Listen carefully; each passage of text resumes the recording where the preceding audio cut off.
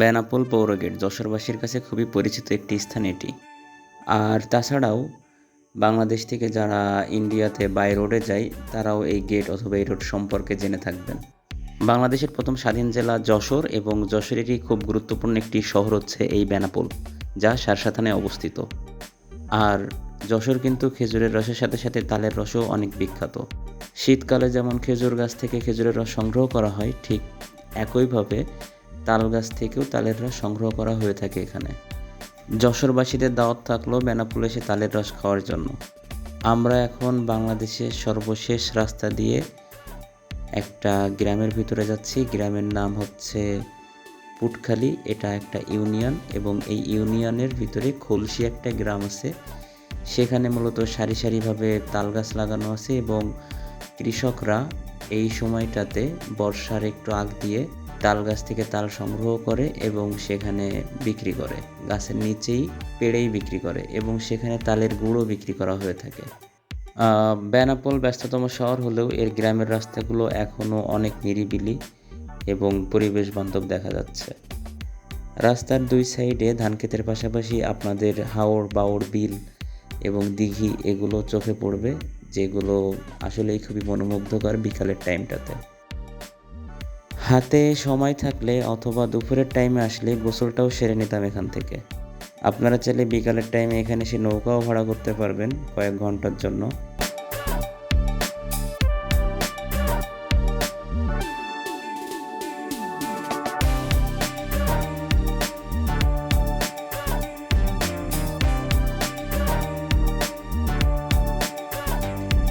আমরা আমাদের গন্তব্যের খুব কাছাকাছি চলে আসছি, আর হয়তো কয়েক সেকেন্ড অথবা মিনিটের মধ্যেই পৌঁছে যাব আমাদের সেই কাঙ্ক্ষিত স্থানে।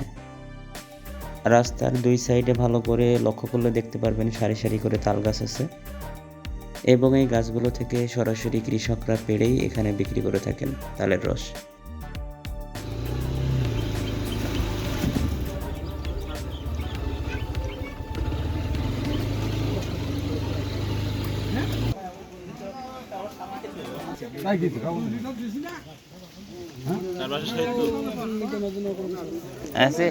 হবে হবে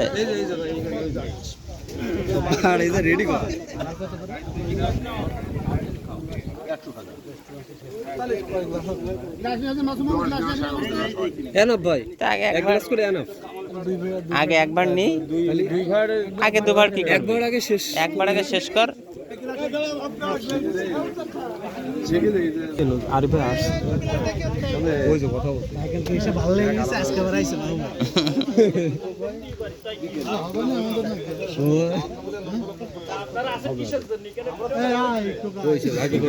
আমাদের এক ভাড় হচ্ছে আগে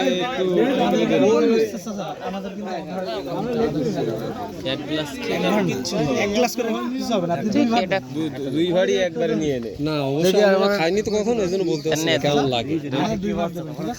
না আমি তালের রস খাইছি অনেক আগে। এটা হচ্ছে আপনার বাহাদুরপুরে আছে একটা। আমরা বাবু ভাইয়ের পক্ষ থেকে খাবো। বাবু ভাইয়ের লোক কোন দিকে? বাবু ভাইয়ের লাইট দিলে সব ঢালি নিয়ে গেল মানে কালকে এসে আমরা তো অনেক ভোগান্তি বাঁশ দিয়ে আবার সেও দিয়ে এই একটা ওই দেখেন পাতা রয়েছে ওই যে ভাড় ওই একটা দিয়ে রয়েছে। ও জগে করে এটা জগের মধ্যে একটু মাছই হয়তো, এটা কিছু করার নেই, ও এটা থাকবে।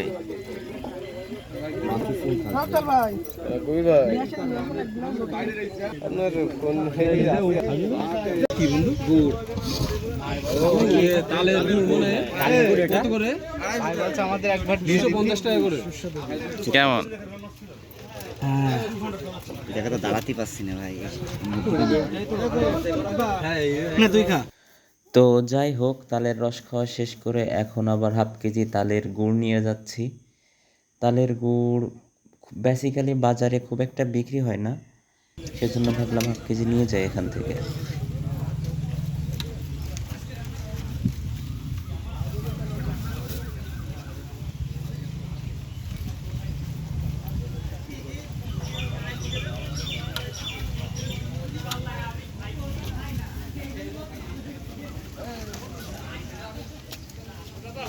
কত করে ব্যস্ত চাচা?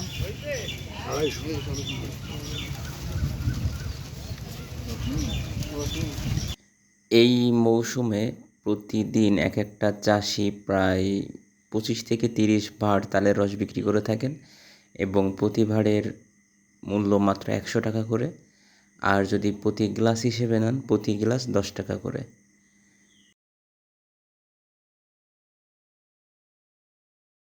মাথা কেটে দিয়েছে না?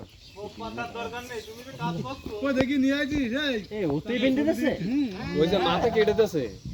এটাও করে যাবে না? আরে ও শক্ত না পাগল?